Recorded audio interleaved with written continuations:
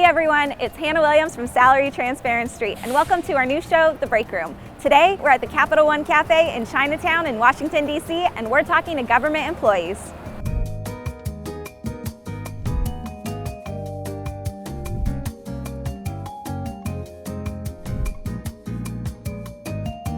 It should come as no surprise that Washington, D.C. has more federal civilian employees than any state in the U.S. We found an impressive trio of government employees with very different backgrounds to share their experiences and talk about things like benefits, pay transparency, and so much more. Let's find out. My name's Clay, I'm 31, I live in the DC metro area, and I am a federal employee for the Department of the Army, working in training and education. I'm Stephanie, I'm 31, and I work in the DC metro area, and I'm a budget analyst. Hi, my name's Daniel. I'm 29 years old. I'm a public affairs specialist and I live in the DC metro area. I'm a GS-13 Step 4, so last year was $123,000. In January we got a 5.2 increase, so whatever that math is what I make right now. I make $99,200. I make $93,000 a year. Do you appreciate how normal transparency is in the federal sector? I came from the private sector, Okay. And it was a secret. Don't ask, don't tell. And I would hear other people's salaries and they were just more compensated than me, and it really kind of, I guess, affected me mentally, thinking that I'm putting in the same amount of work and I feel just as qualified. And I'm glad that the private sector is getting on board. I think some states are making it a law to be transparent. I'm new to the federal government, so you probably would know more than me, but I feel just that I don't think salary should be a secret, and I just think it creates more equality and equity in the federal government, so I appreciate going to the federal government and being transparent. When I was a contractor, when I first started working there, and I won't say this lady's name because I don't have the permission to say her name, but she was making, I want to say 72, maybe 75. Everyone in our office was at a minimum 95. This was on the contractor side. Okay. And we did talk about it, but once we realized that she was severely undercompensated, she had the skills to make more. Yeah. And it was very weird. She ended up leaving. It made me feel weird towards the company because we had worked at the same company. I'm so on board with transparency after that situation personally. It didn't even affect me, right? It was her. Yeah. Then when I transitioned to the federal government, if I never heard of salary transparency, it wouldn't even be a thought in our office because it's just not a thing because we all know. So it doesn't. I wouldn't say it affects the workplace because it is transparent. It's actually the opposite. When it wasn't transparent, it did affect the workplace. Yes. So yeah, it really does. By definition, a lot of government salaries are very transparent and open. In DC, for DC city government, they have a website where you can just literally type in someone's name and see what they make.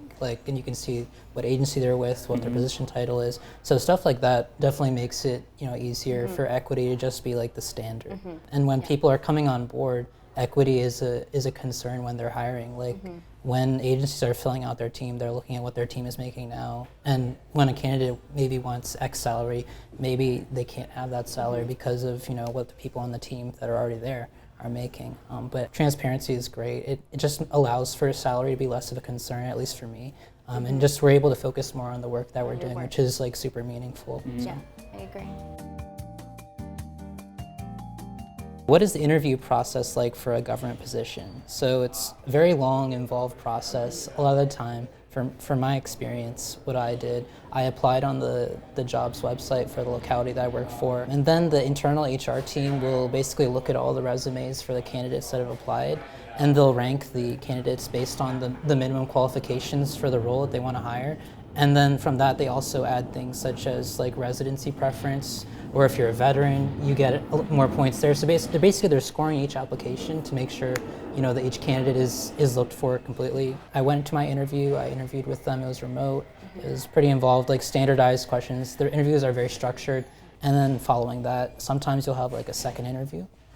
You'll interview with them, and then eventually they should, if they pick you to be the candidate, they'll send out an offer letter, in which case you can negotiate at times. They'll send you an offer letter with the grade and step for the position that you're applying for with the salary, and then you choose to accept it. So yeah, so all of that is 100% true, but there's also a flip side to it because the government, especially federally, is very internally focused, meaning they hire within.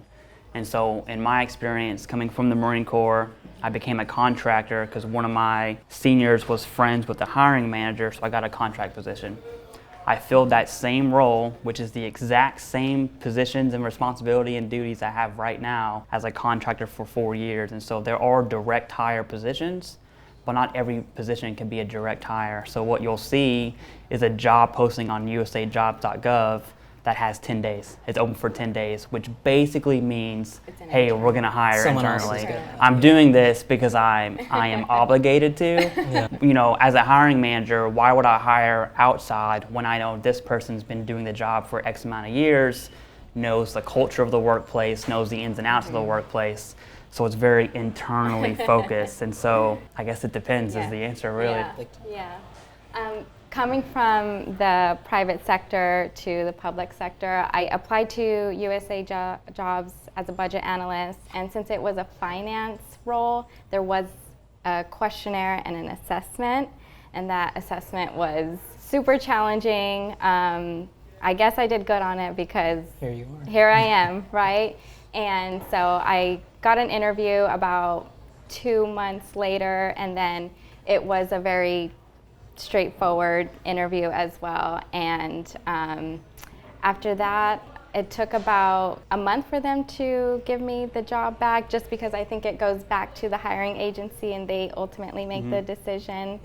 And my managers, they kept calling me, making sure that I still wanted the job because they knew that the job application process is a long time, but they kept reiterating that they did want to hire me, but they ultimately don't make the decision. They had to wait till the hiring agency, and so it took from March to July to fully get and that's started. that they'll be trying to fill a role with a certain candidate, and the candidate's just like, forget this, I'm not going to wait around, like I've got an offer here, I'm going to, it's like that. So sometimes you'll see like agencies losing out on great people just because the process can take a while. It can take a long time.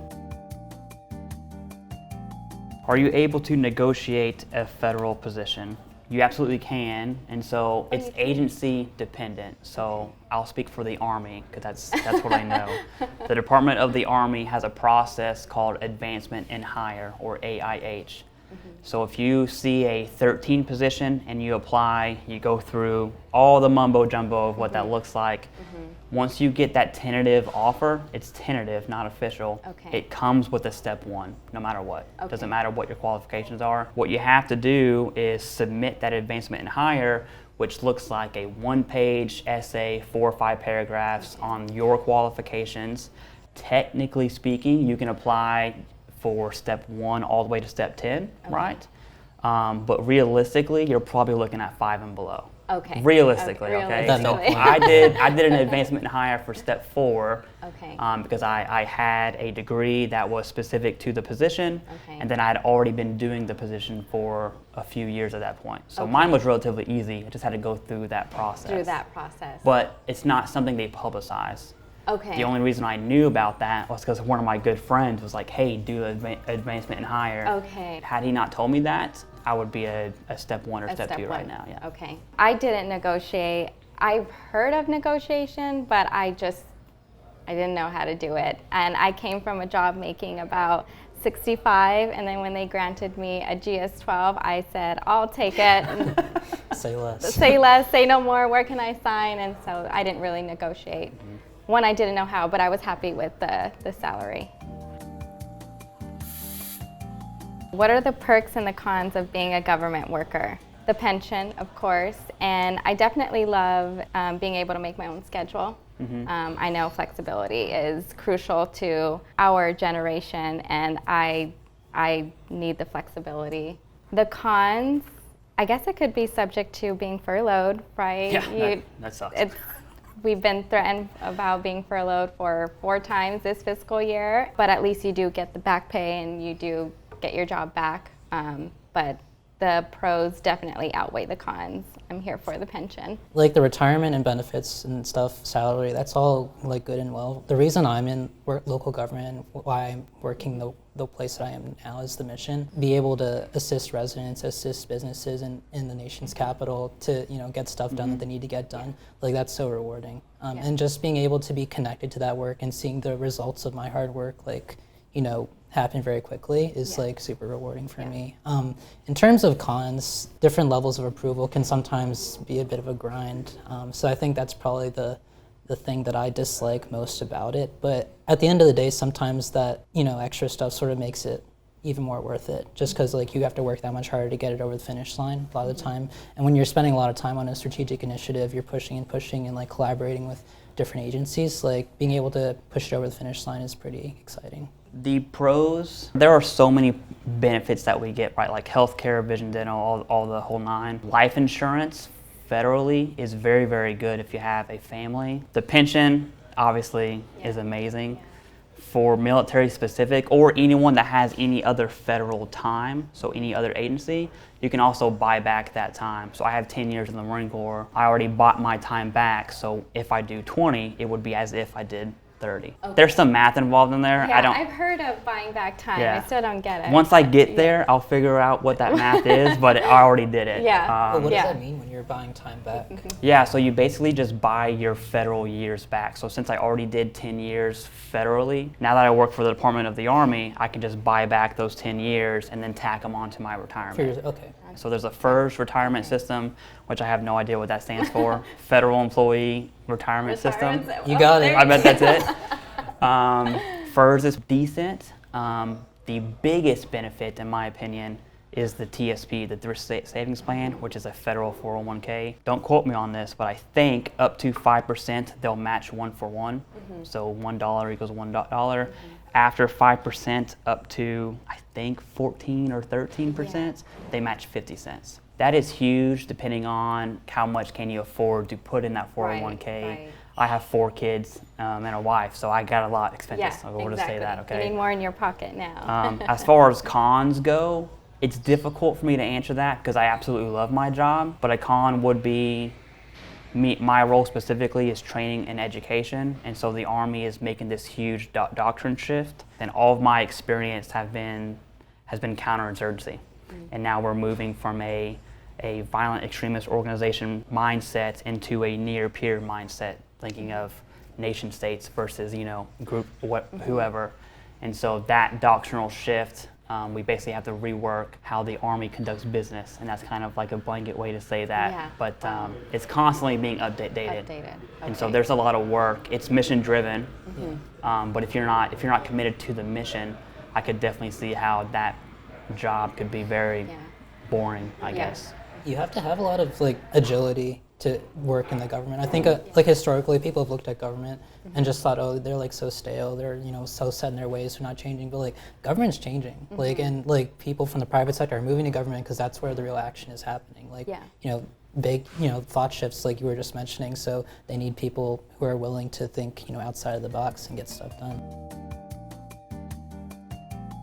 Does politics impact your job on a regular basis? I would say yes, it does impact my job pretty regularly, just because in a small municipality, the mayor and the council, they have a lot of influence over what goes on. And as an executive branch agency like mine, we sort of have to fall in line with what the mayor wants us to do in terms of initiatives, in terms of goals. You know, a big thing for Mayor Bowser is the DC Comeback Plan, as an example. So we have to really sort of fall under that and make sure that our initiatives and our projects are you know, aligning with those goals. And then internal politics are a whole different conversation. I think you'll find that in any job. So, you know, each team might have people that want to do things a certain way.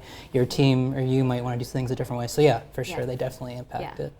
They impact my position with the Department of the Army indirectly. If Congress was to make budget cuts to the Army, that would eventually spill over into the civilian side of the Army. So we would see cuts or position losses or whatever that looks like. I think currently right now with the doom and gloom cloud of the government shutdown that's been here for what seems like a year, that would affect us directly. So in that case, my office would be furloughed for X amount of time, but it would likely to get back pay but who has, 1 month, 2 month living expenses saved up. And so it does affect it, but I would say indirectly, not like I work with federal government and I'm watching C-SPAN all day. Same here as well. It kind of affects my job as a budget analyst indirectly. As a budget analyst, we do have to budget our funds accordingly to regulations and appropriation laws, but there are times whenever the president makes his annual budget for the year, that is subject to, I guess, whoever party's political agenda, and we have to be the biased sound within an appropriation according to whatever the president wants his budget to be. And that's always subject to budget cuts or budget increases depending on the political environment. Everything's political. Everything is political, yeah. Can you rise up in the ranks of the government without being politically appointed or aligned? I definitely would say yes. I had a leader who just left my division in the Department of Housing, and he recently got a promotion to be a senior executive in Capitol Hill, and so that definitely was an eye-opener that you can, put in your time and work hard and really really hone in on your skill sets and rise up without being politically appointed or aligned. Either in local government or federal government, like that time and grade is like so important, right? If you feel like you've got that service time and like those job postings are popping up and they are often like internal only, But yeah, if you have that time and grade and you've made those connections with people in senior management, like there's definitely opportunity for you to grow within your agency. It's not just like, being appointed. And on the local government level, it's the same way. Like you don't have to be an appointee in order to, be in a position that makes a difference and ultimately be able to grow your career. Yeah, it's definitely not a cookie cutter answer. And so I think generally speaking, the GS pay scale is from 1 to 15, right? So you can be GS1 all the way to GS15. And then with each of those levels, I guess, you have 10 steps. So I'm a GS13 step 4. That goes from GS13 step 1 all the way to step 10. And then there are slight income increases with that. It's about 20 to 25 grand roughly from 13 step 1 to step 10. Then you have 14 to step 1 to step 10. I think generally speaking, we could probably all agree that up to 13, you could be a direct hire. But once you get into 14, 15, that's when time and grade really comes into play. And then depending on how high you want to go for a position that is a senior executive or an SES, being politically appointed, it is absolutely possible. But I would probably make the argument as far as going from nothing to that position, extremely uncommon if it happens at all. And so at a minimum, the most common I see is people start at like an 8 or a 9 at an entry level, eventually make their way up to like a 12 in management, then a 13 as a supervisor, and then a 14 would be like a deputy, 15 would be like the chief, and then from there, if that's your career aspirations, then it's a long process, I can tell you that. I came in as a GS12, and I've heard stories that it's impossible to come in as a GS12, and so I'm very grateful for that. I will get that whenever I'm at my year mark, which I've only been there for 8 months, but I certainly think that, it also is determined by your leadership, how well they, train you. And now I'm trying to learn how to get to a 14 or a 15, but I heard those jobs are difficult. They're deputy or director positions. But I'm new to the federal government, so I still have that learning curve. Thanks for watching The Break Room. What another phenomenal panel to have on The Break Room. The federal government and the local government are two sectors that are very unique to pay transparency. They have always been transparent. You can Google what any single position in the government pays. And so it was really cool to hear their perspective about how much they value transparency, especially compared to their prior experiences when they worked in the private sector. This is definitely something that I think we should normalize across all sectors, and this panel proved it. We hope you enjoyed today's panel. We'd truly appreciate if you gave us a like, comment, and subscribe so you don't miss another episode of The Break Room. Thanks for watching. Bye.